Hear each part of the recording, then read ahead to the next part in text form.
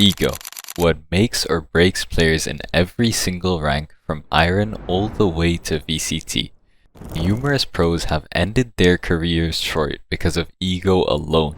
Confidence is a scale where having too little makes you hesitant and indecisive, and having too much makes you hard stuck and unable to improve. Understanding where to put yourself on that scale is what defines your ability to improve at Valorant.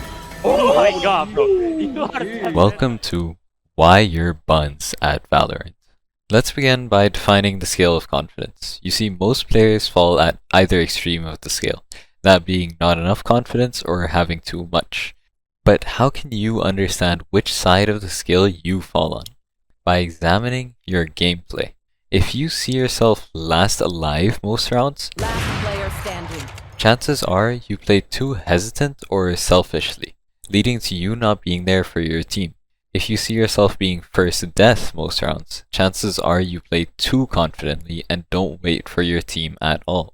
Both extremes are generally bad, with a few exceptions I'll come on to later. Ideally, you want to be somewhere in the middle of this scale, having confidence in your abilities as well as knowing when to apply discipline. Fair warning, this is very hard to accomplish. It is rare to see even pros at the highest level play perfectly every single round. So it's unreasonable to assume that me or you can have no mistakes. What truly matters is working towards being as close to perfect as you can as often as possible.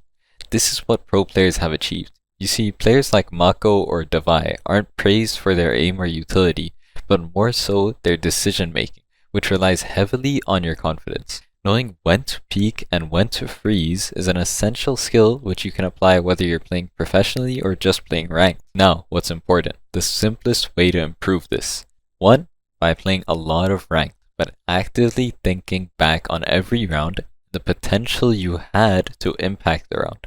And number 2, by watching a lot of pros who play your role, seeing how they position themselves and what decisions they make in high pressure scenarios. Now, the only two exceptions that apply to this scale of confidence: duelists and controllers. If you are a duelist, it is your natural job to take fights and create space for your team. If you want to win games, play selflessly on attack and watch how easy it is for your team to take site and win rounds. However, if you do want to just have good stats, while more often than not losing, play selfishly on attack.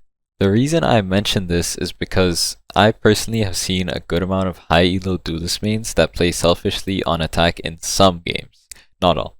The reason they do this is because when they deem a game truly unwinnable, it simply just makes more sense to play for an MVP, lose less RR, and increase your hidden MMR. In my truthful opinion, however, I don't expect a lower ranked player to understand what is and isn't winnable. So my general advice is to always play selflessly on attack, and as for defense, play selfishly. Your defensive impact is defined more often than not by two things. Number 1, how much you delayed the enemy team from entering site. And number 2, how many enemies you were able to take down before dying. What does this mean for duelists? It means playing off your teammates, setting yourself up for early engagements where you can escape using your abilities, and generally just using your abilities to stay alive after getting a pick. Before we get to the rest of the video, this video is sponsored by me. That's right, I've officially launched personalized coaching available in my Discord server linked in the description. Now, what does this mean for controllers, the other exception? To understand that, we first have to understand something. On attack, the site hit is borderline impossible without having smokes down. If you take early engagements as a controller on attack, chances are you will be forced to spectate your team in a failed attempt to take site. So play safe and keep yourself alive until you have smokes down and your team begins to take site. Then play how any other role would play for trades, play to enter, take contact, whatever. As for defense, it's quite a similar story. You have to be alive to have any chance at a fair retake, and the same goes for holding site. It is also borderline impossible to hold a site, especially without a sentinel on that site, without smoke. Your life oftentimes determines the outcome of the biggest brawl of the round, the site hit. For that reason, in my experience, it is always best to have a controller who is last alive majority of rounds. It's pretty important to note that a lot of players, especially in lower ranks, think that it's the Sentinel's job to be last alive most rounds on attack and defense, and that just isn't true. To clear that up, I'll start with attack. On attack, it's the Sentinel's job to either lurk or be with the team. If you're with the team, your utility as a Sentinel is the least valuable to the team on a site hit. The only reason you'd want to be alive last if you are with your team is for your flank trips, but I'd say that isn't enough reason for you to play behind your team. Let your controllers do that, and your initiators will end up behind your team due to drones and util anyway, so you shouldn't be back there with them, you should be up there in the front lines. If you're lurking, you don't want to be so passive on your lurk that you end up last alive. Now sometimes obviously your team just gets rolled in like the first 10 seconds when you're lurking, which is unfortunate, I don't blame you for that. But for rounds when they actually do end up hitting the site, if they get bombed down and you're still alive lurking and you've had no impact in the round, there's a problem there. You need to develop your lurk timings and be aggressive enough in your lurk for the enemy team to always be worried about you. You want to go in there, break killjoy utility, break cipher traps, whatever it is that they might have, deny their info, and then shift out of there so that they still have to worry about your presence. And chances are you'll die some rounds doing that, but that's part of the job, and it means you're doing your job right, as long as you're not dying too often.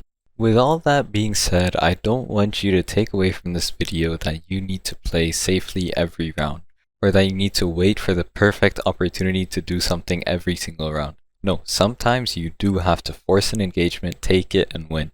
That's part of the game. 1v1s are always going to happen, and sometimes you need to step up and take them. It's really important to understand that having a healthy amount of ego will take you a long way in this game. There's a good amount of professional players that see themselves at the top level, even if their performance doesn't always reflect that. But what's important is having this mindset that you are capable of being there and you are capable of getting better. Having enough ego to take a 1v1 when needed is super important, and there are a good amount of lower ranked players that just don't have enough confidence to take some duels, and that really hurts their gameplay. And sometimes it's really hard to spot because in low ranks you won't directly get punished for not taking an engagement. It's something that'll seep into rounds and slowly drain wins away from you. And you don't want that to happen.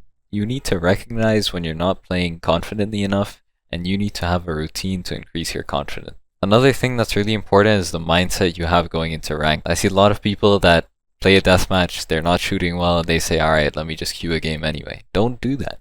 Play deathmatches until you feel like you're shooting at your best, and then go into a comp game. You don't want to go into a comp game when you're not performing at your best. So if there's one thing I do want you to take away from this video, it's that if you don't have an ego at all, if you're too underconfident, build some confidence, adopt a little bit of an ego.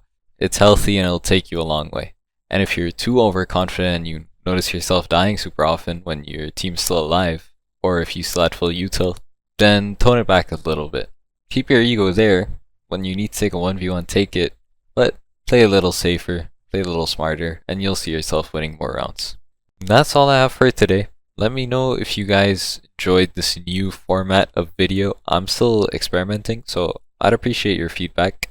Also, if you'd like personalized coaching, join my Discord, and I also stream often on my Twitch, linked in the description. Thanks for watching, and subscribe.